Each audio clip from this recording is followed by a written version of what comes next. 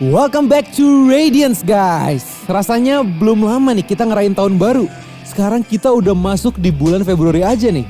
How's your goal so far guys? Terus komit buat jalanin apa yang jadi goals kalian. Dan jangan lupa untuk selalu andelin Tuhan ya. Anyway, masuk bulan yang baru, ada yang baru pertama kali join ibadah Radiance juga gak nih? Kalau ada, welcome ya guys. We encourage you guys untuk join juga ibadah onsite kita setiap hari Minggu pukul 8.30 dan 10 di Pasir Koja 58. Atau kalian juga bisa datang ke Satelit Bandung Utara dan Satelit Kopo pukul 9 pagi. Ditunggu ya kehadiran ya. Sekarang gue mau ajak kita semua untuk memberikan persembahan bagi Tuhan. So, kalian bisa memberikan persembahan melalui transfer ke nomor rekening berikut ini. Atau kalian bisa langsung scan QR Code yang ada di layar kalian.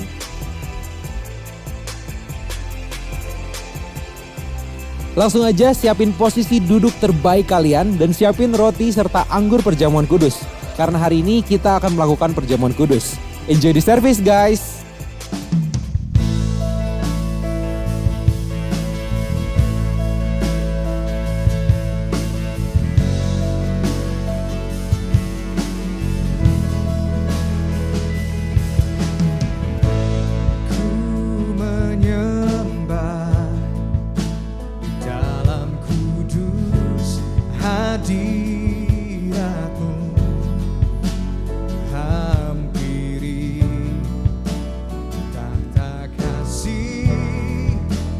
Karuniamu Bapa,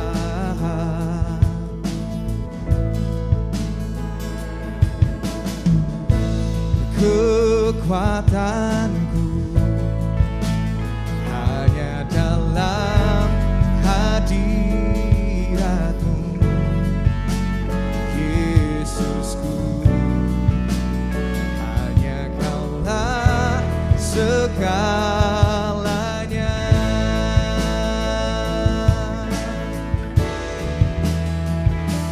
Yakin Kau hadir di sini, ku rasakan kuasa yang tak terbatas. Ku yakin Kau nyata di sini, kemenangan terjadi di sini.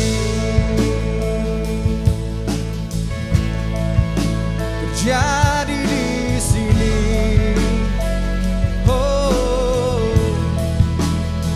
katakan ku menyembahmu, ku menyembah di dalam kudus hadiratmu, hampiri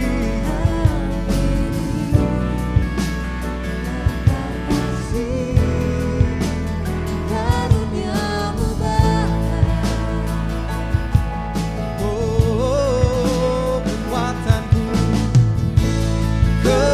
kekuatanku hanya dalam hadiratmu, Yesus, hanya Kaulah segalanya, Yesus Kau segalanya. Jadi di sini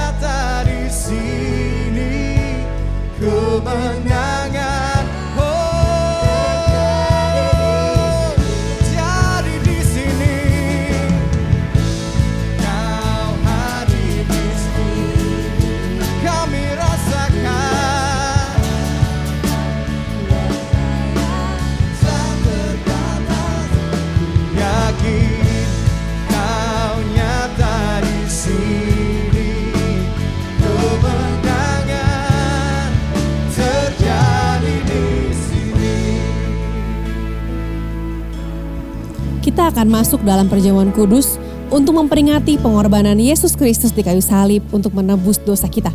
Mari kita mempersiapkan roti dan anggur perjamuan kudus. Dan perjamuan kudus ini diperuntukkan bagi orang-orang yang telah menerima Yesus sebagai Tuhan dan Juru Selamat secara pribadi.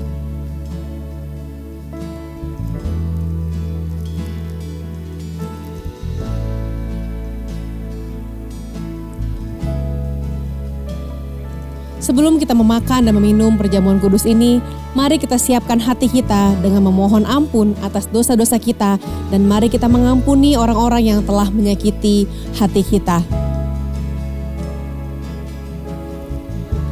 Sebab apa yang telah kuteruskan kepadamu, telah aku terima dari Tuhan, yaitu bahwa Tuhan Yesus pada malam waktu ia diserahkan, ia mengambil roti dan sesudah itu ia mengucap syukur atasnya.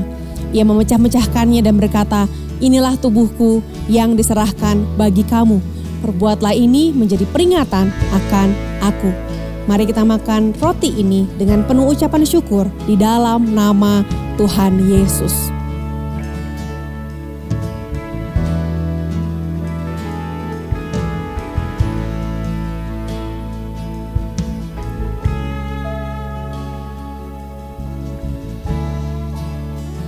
Demikian juga ia mengambil cawan sesudah makan, lalu berkata, "Cawan ini adalah perjanjian baru yang dimeteraikan oleh darahku. Perbuatlah ini setiap kali kamu meminumnya, menjadi peringatan akan aku.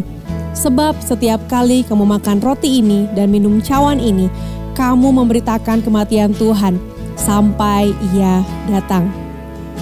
Mari kita minum anggur ini dengan penuh ucapan syukur, karena kasih Allah yang sangat besar yang dinyatakan bagi kita.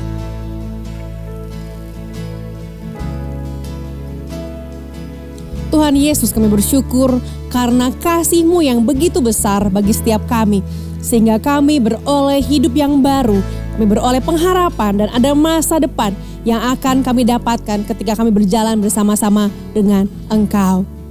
Terima kasih Tuhan, kami siap untuk berjalan bersama dengan Tuhan di tahun 2023 ini. Kami siap untuk melihat ada yang terbaik, the best is yet to come when we walk together with you. Di dalam nama Tuhan Yesus, mari kita sama-sama memuji dan menyembah Tuhan. Ku yakin Kau hadir di sini. Ku rasa, kami rasakan, kami alami.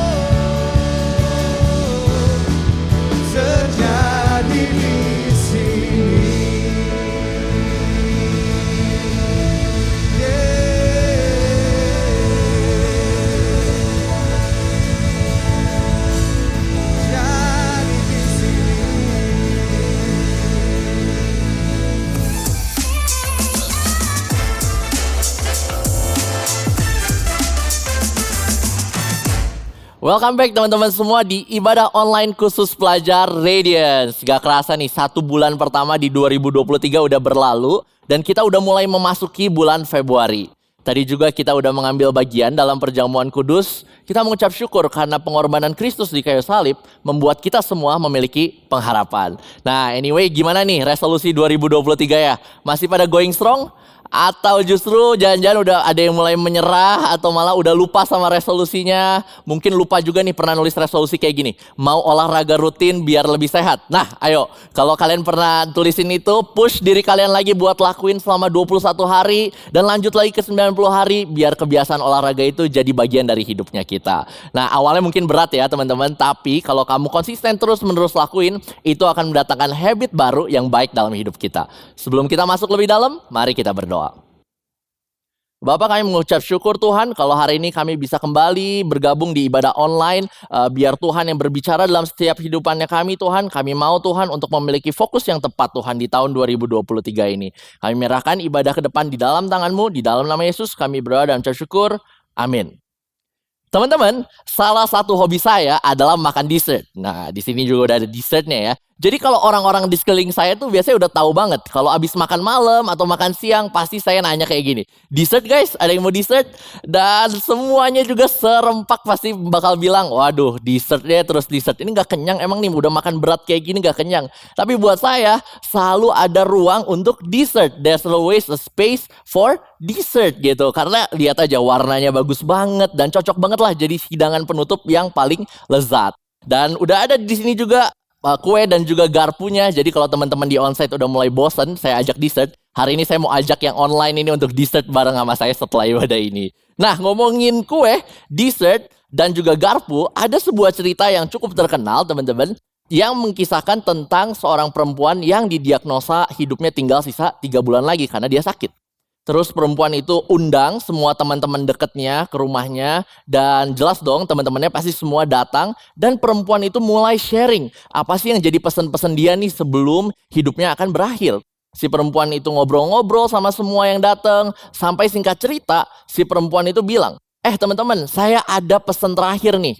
Wah itu ngedenger kata-kata pesan terakhir. Seisi ruangan pasti langsung kumpul lagi. Karena biasanya pesan yang paling terakhir itu adalah pesan yang paling penting. Si perempuan itu bilang, nanti kalau saya sudah meninggal, tolong ya taruhin garpu di tangan kanan saya. Wah, reaksi semua orang di ruangan itu pasti bingung sama kayak saya, mungkin sama kayak teman-teman juga bingung gitu, kenapa harus garpu? Malah lebih pertanyaan lagi kenapa garpu ya di tangan kanan gitu, biasa kan di tangan kiri. Dan akhirnya pendeta yang datang juga di ruangan itu dia penasaran, dia tanya, kenapa harus garpu? Dan perempuan itu lanjutin ceritanya dia. Nah garpu di tangan kanan itu adalah pesan yang mau saya sampaikan untuk semua orang yang hadir di pemakaman saya. Kenapa? Karena dulu waktu saya kecil, setiap kali saya selesai makan malam, pasti mama saya tuh selalu bilang gini, keep your fork, the best is yet to come. Mama saya bilang gitu, karena abis makan malam pasti ada dessert, hidangan penutup yang paling lezat yang bakal disajiin di meja makan. Jadi taruh dulu garpunya, belum selesai nih makannya. Wah, kalau dibandingin sama saya mirip banget nih. Pasti abis makan malam harus ada dessert gitu. Dan terus orang-orang di ruangan itu masih bingung. Ya jadi kenapa nih kalau emang dessert dan juga garpu. Terus apa pesannya? Dan perempuan itu lanjutin. Nah pesan yang mau saya sampaikan. Itu adalah semasa hidupnya saya udah ngalamin banyak banget kebaikan Tuhan. Tapi itu semua bukan yang terbaik.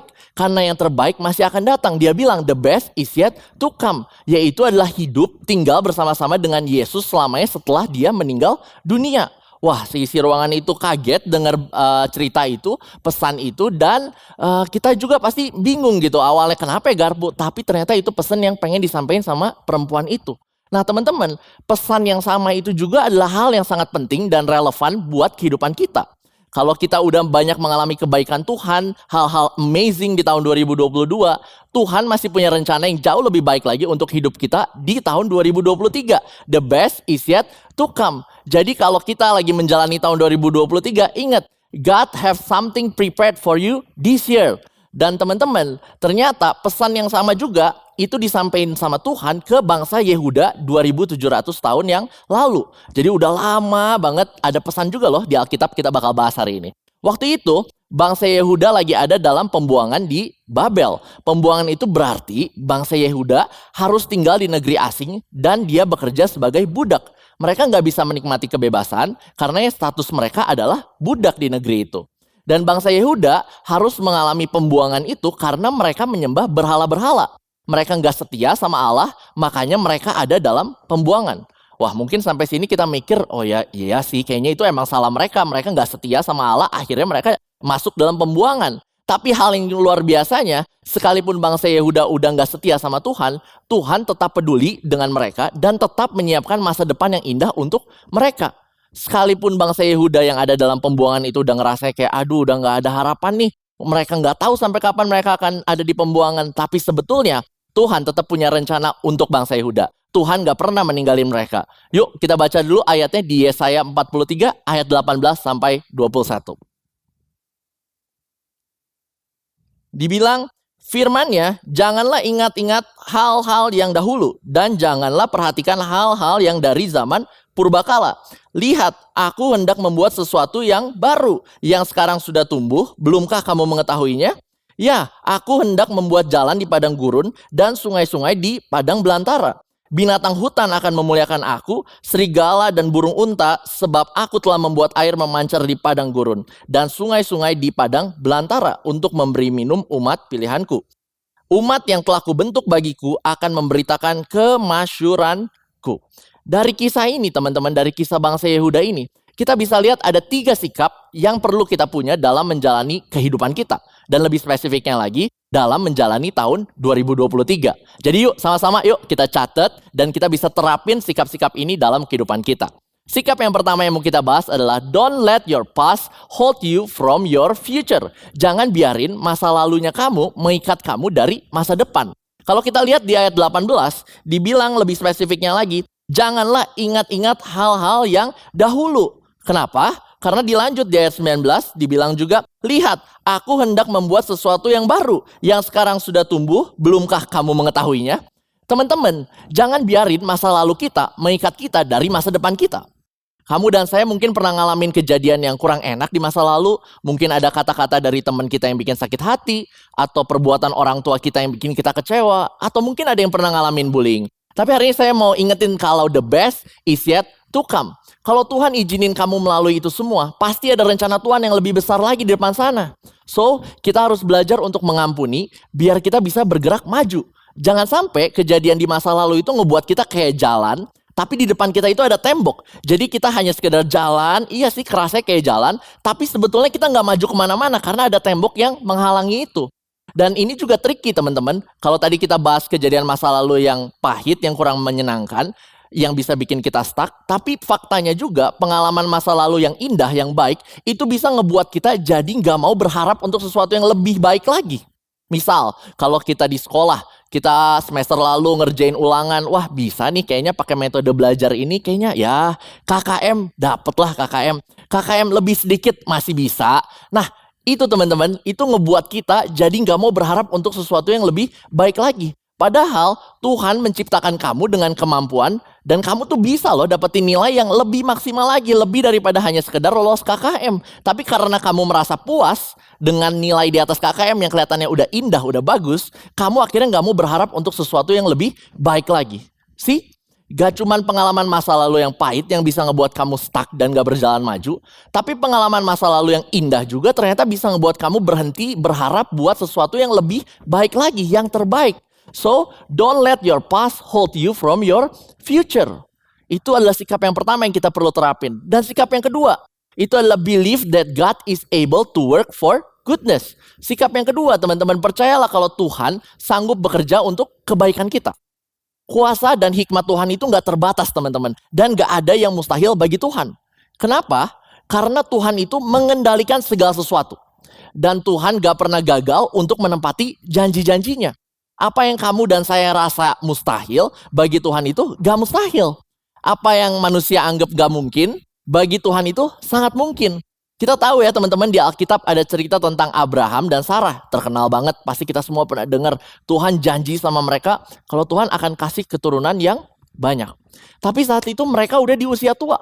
Dan ya kalau kita pakai pemikiran manusia, pasti kita mikir, aduh ini tuh pasti gak mungkin, ini tuh gak mungkin terjadi nih.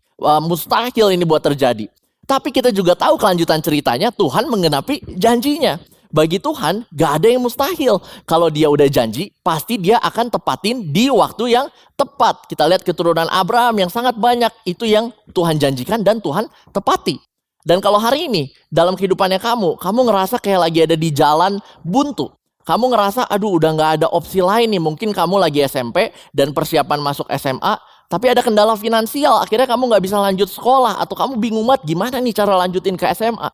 Atau kamu lagi daftar kuliah, kamu dari kelas 12 lagi daftar kuliah dan kamu kesulitan buat dapat kampus. Kelihatannya kayak, aduh ini jalan yang buntu nih, kemana lagi harus melangkah.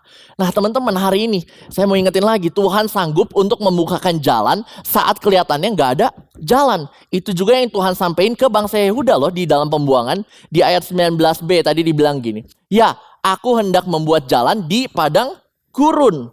Di padang gurun teman-teman. Dan kalau kita baca lebih lanjut lagi di ayat 20. Binatang hutan akan memuliakan aku, serigala dan burung unta.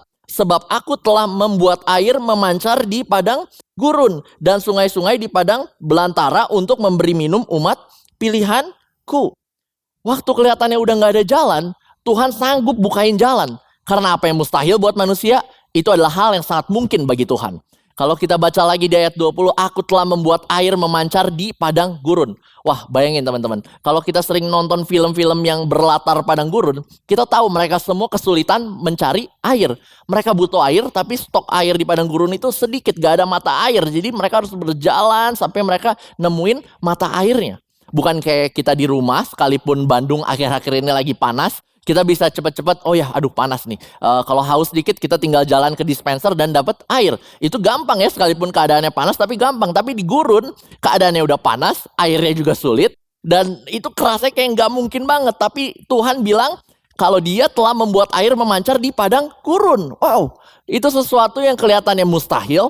Tapi Tuhan bisa kerjakan untuk kebaikan kita. Jadi kalau kamu hari ini ngerasa kehidupan kamu lagi kering, kamu lagi seperti berhadapan dengan jalan buntu, saya mau ingetin, pengharapan itu tetap ada. Tuhan akan bukakan jalan yang selama ini kamu rasa buntu, dan Tuhan juga akan membukakan mata air di tengah-tengah kekeringan hidupnya kamu.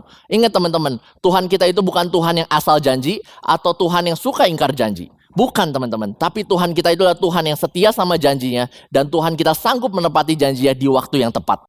Kalau kita pernah kecewa sama teman kita, atau mungkin orang tua, atau ada orang yang kita percaya tapi dia ingkar sama janjinya, jangan jadiin itu tolak ukur kita sama janjinya Tuhan. Saya ingat waktu SD, ada satu momen di mana saya dan teman-teman saya itu lagi suka banget main bola. Siap istirahat pasti makan siang tuh cepet-cepet, dan kita pengen main bola lah, pokoknya selama-lamanya kita bisa main bola. Dan waktu liburan akhir tahun, tiba-tiba salah satu teman saya bilang, saya mau liburan loh. Dan saya mau janji nih, saya bakal bawain sepatu bola buat kalian semua, katanya gitu. Dan saya masih ingat sampai sekarang merek sepatu itu namanya adalah Mercurial. Kayak itu adalah brand sepatu yang lagi terkenal banget waktu saya SD. Dan namanya anak SD, kita seneng banget dan kita nunggu-nunggu, kita percaya nih sama teman kita nunggu-nunggu masuk sekolah lagi. Singkat cerita, pas masuk sekolah, teman saya ada yang nanya, mana nih sepatu bola yang lu bilang mau beliin? Kan udah beres nih liburannya. Dan dia bilang, emang gue pernah bilang kayak gitu ya? Aduh, gue gak inget gue pernah bilang kayak gitu. Perasaan gak pernah deh, gue gak pernah janjiin kayak gitu. Wah, itu semua kita yang denger langsung kecewa karena dia gak nepatin janjinya. Dan kita udah semua berharap bakal main bola hari itu pakai sepatu baru gitu. Tapi ternyata teman saya gak nepatin janjinya. Manusia kalau janji bisa aja dia lupa, bisa aja dia gak tepatin. Tapi teman-teman, jangan jadiin itu tolak ukurnya kita sama janjinya Tuhan. Kalau Tuhan udah janji, dia pasti akan tepati di waktu yang tepat. Dia sanggup menepatinya untuk kebaikan kita. He will make the impossible become possible. Jadi review dikit. Yang pertama, jangan biarin masa lalu kita mengikat kita dari masa depan. Dan sikap yang kedua tadi udah dibahas, percayalah kalau Tuhan sanggup bekerja untuk kebaikan kita. Dan yang terakhir nih, sikap yang ketiga yang kita bisa terapin dalam kehidupannya kita adalah believe that God still have bigger plans for your life. Percayalah kalau rencana Tuhan itu yang terbaik. Sekalipun kita udah bikin rencana, kita udah bikin resolusi, dan kelihatannya baik, tetap aja teman-teman, yang terbaik itu adalah rencananya Tuhan. Teman-teman, sometimes the opposite of best is not worse, but it's good. Terkadang lawan kata dari terbaik itu bukan terburuk, tapi baik. Teman-teman, jangan cepat puas dengan hal yang terlihatnya baik, tapi berusahalah, berharaplah untuk hal yang terbaik. Dan hal yang terbaik itu bisa kita temukan di dalam Tuhan. Karena Tuhan punya rencana yang terbaik untuk hidup kita. Kalau kita mikir, aduh Tuhan, tapi aku gak bisa, aku kayaknya gak mampu deh lakuin ini. Kayaknya aku gak sanggup deh lakuin itu. Hari ini teman-teman, let me share the truth.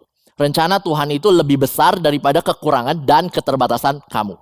Kalau Tuhan udah siapin rencana yang terbaik untuk hidupnya kamu, Tuhan juga yang akan mempersiapkan kamu untuk rencana itu. Pertanyaannya, apakah kamu mau untuk percaya dan ikut rencana Tuhan yang terbaik?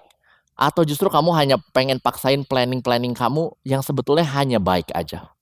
Keraguan, ketakutan, seperti yang gak ada masa depan, itu adalah hal-hal yang ada di pemikiran bangsa Yehuda pada saat ada di pembuangan. Seolah-olah gak ada harapan lagi, tapi ingat, kita juga tahu Tuhan setia sama bangsa Yehuda. Tuhan gak pernah meninggalkan mereka sekalipun mereka gak setia. Tapi Tuhan tetap menyiapkan masa depan yang indah untuk mereka. Makanya dibilang di ayat 21, umat yang telah kubentuk bagiku akan memberitakan kemasyuranku. Apapun yang terjadi teman-teman, sekalipun kamu lagi ngerasa kayak jauh dari Tuhan, kasih dan kesetiaan Tuhan itu sangat besar dan Dia tetap punya rencana indah buat masa depan kamu. Tuhan menunggu kamu hari ini untuk kembali datang sama Tuhan dan berjalan dalam rencananya. Teman-teman, mungkin kita pernah nonton Narnia. Sebagai penutup ada sebuah kisah Narnia yang mungkin kita semua tahu. Diceritain ada 4 saudara yang dia lagi main petak umpet di dalam rumahnya. Dan gak sengaja dia ketemu dengan sebuah pintu. Dan pintu itu ternyata membawa mereka ke dunia Narnia. Nah, salah satu dari kakak beradik itu yang bernama Lucy, dia buka dan dia masuk ke dunia Narnia. Dan dia ceritain ke saudara-saudara yang lain, ada dunia lain loh di balik pintu ini, ada dunia Narnia. Tapi kakak-kakaknya gak ada yang percaya, hanya satu orang aja nih yang penasaran, kakaknya yang bernama Edmund. Edmund ini diam-diam masuk ke dunia Narnia dan ternyata di sana dia ketemu sama Ratu Putih yang jahat. Tapi di mata Edmund, ratu itu baik banget. Kenapa? Karena ratu itu kasih permen kesukaannya Edmund. Jadi Edmund, waduh seneng banget nih, ini ratu baik banget. Dan ratu itu bilang, ayo kamu bawa juga adik-adik kamu untuk datang ke sini. Nanti aku bakal kasih permen yang lebih banyak lagi. Akhirnya Edmund pun setuju karena dia pengen banget tuh permen-permen itu. Dan dia ajak saudara-saudaranya ke dunia Narnia. Sampainya mereka di sana, waktu semua lagi ngobrol sama tokoh-tokoh di dunia Narnia, Edmund diem-diem pergi ke istana Ratu Putih tanpa saudara-saudaranya. Jadi dia tinggalin karena dia mungkin pengen, gue pengen permennya doang nih buat gue doang. Dan akhirnya ratu itu melihat Edmund datang dan bagi ratu itu adalah hal yang salah karena Edmund berkhianat terhadap janjinya kepada ratu. Dia gagal membawa saudara-saudaranya. Jadi Edmund ditangkap dan dikurung di kerajaan si Ratu Putih. Tentu ini bikin kaget banget Edmund yang dikira bakal dikasih permen, malah akhirnya dia jadi di penjara gitu. Dan singkat cerita, Aslan, raja sesungguhnya dunia Narnia, itu dengar kejadian itu dan Aslan pengen menyelamatkan Edmund. Jadi dia amanin dulu nih kakak-kakaknya Edmund. Kemudian Aslan bicara sama Ratu Putih. Dia datengin Ratu Putih, dia bilang, ayo bebasin si Edmund, jangan korbanin dia. Tapi ratu itu gak mau bebasin dan dia bilang, kan memang hukumnya seperti itu di dunia Narnia. Kalau ada orang yang berkhianat sama janjinya, dia harus mati. Dan Aslan pun berpikir dan akhirnya dia bilang, aku rela gantiin Edmund. Kalau emang itu syaratnya untuk Edmund bebas, ya udah nggak apa-apa, hidup aku yang aku korbankan. Aslan bilang gitu. Dan akhirnya Ratu Putih seneng banget. Kenapa? Karena dia memang tujuannya pengen mengalahkan si raja sesungguhnya, yaitu adalah Aslan. Akhirnya Aslan dibunuh dan Edmund bisa bebas. Edmund saat itu pasti dia merasa bersalah banget sama Aslan karena perbuatan egoisnya dia, perbuatan dia yang salah itu akhirnya ngebuat Aslan harus dibunuh. Tapi untungnya teman-teman, singkat cerita, Aslan berhasil untuk bangkit lagi dan Aslan gak marah sama Edmund. Dia justru menerima Edmund dan tetap mengasihi Edmund. Dia gak ninggalin Edmund, bahkan dia mempercayakan pimpinan pasukan itu diserahkan pada Edmund untuk mengalahkan si Ratu Putih. Singkat cerita kita semua tahu, Ratu Putih dikalahkan dan Edmund serta Aslan semuanya hidup dengan bahagia. Nah hari ini teman-teman, kalau kamu ngerasa kayak kamu lagi jauh sama Tuhan, atau kamu ngerasa udah sempet gak setia sama Tuhan di tahun yang lalu, Tuhan gak pernah ninggalin kamu. Tuhan menunggu kamu untuk kembali kepadanya, karena Tuhan udah siapin rencana yang terbaik buat hidupnya kamu. Dan waktu kamu berjalan di tahun 2023 ini, mungkin ini baru bulan kedua, tapi kamu juga ngerasa kayaknya udah mulai ada tantangan, ada kesulitan. Ingat, Tuhan sanggup bekerja untuk kebaikan kita. Percayalah kalau Tuhan punya rencana yang lebih besar lagi untuk hidupnya kita. Dia belum selesai bekerja karena the best is yet to come. Tuhan sanggup teman-teman buat lakuin hal-hal yang kita manusia anggap mustahil atau nggak mungkin. Dia sanggup untuk tepatin janji-janjinya di waktu yang tepat. Selalu ingat, He is the same God yesterday, today, and forever. Kalau kamu udah ngalamin banyak hal yang luar biasa bersama Tuhan di tahun 2022, Tuhan yang sama juga yang akan bawa kamu untuk melewati tahun 2023 dengan kemenangan. Don't be afraid and have faith. Yang perlu kita lakuin adalah bergantung sama Tuhan. Hari ini, kalau kamu udah ikut online church ini selama berapa minggu terakhir, atau mungkin ini pertama kalinya kamu ikutan, dan kamu belum pernah menerima Yesus dalam hidupnya kamu, ini waktunya buat kamu melangkah dengan iman dan undang Yesus dalam kehidupannya kamu, karena dia udah menunggu kamu dan telah menyiapkan rencana yang terbaik untuk hidupnya kamu. Yuk, kalau kamu itu adalah orangnya, saya ajak kamu untuk berdoa bersama-sama dengan saya. Tuhan, kami mengucap syukur untuk ibadah hari ini Tuhan. Kalau ada teman-teman kami yang baru pertama kali hadir atau mungkin udah berapa minggu ini dan mereka mau Tuhan untuk mengundang Engkau dalam kehidupannya mereka, biar Tuhan juga yang bertahta dalam kehidupannya mereka. Teman-teman bisa ikuti doa saya. Tuhan Yesus, aku mau mengundang Engkau sebagai juru selamat yang satu-satunya dalam hidup aku. Aku mau Tuhan meninggalkan kehidupanku yang lama dan mulai menjalani kehidupan yang baru bersama-sama dengan Engkau. Ampuni aku Tuhan akan setiap dosa-dosa yang telah aku perbuat di masa lalu. Tapi aku percaya kalau pengharapan itu ada karena Engkau beserta denganku. Terima kasih Tuhan, di dalam nama Yesus. Amin.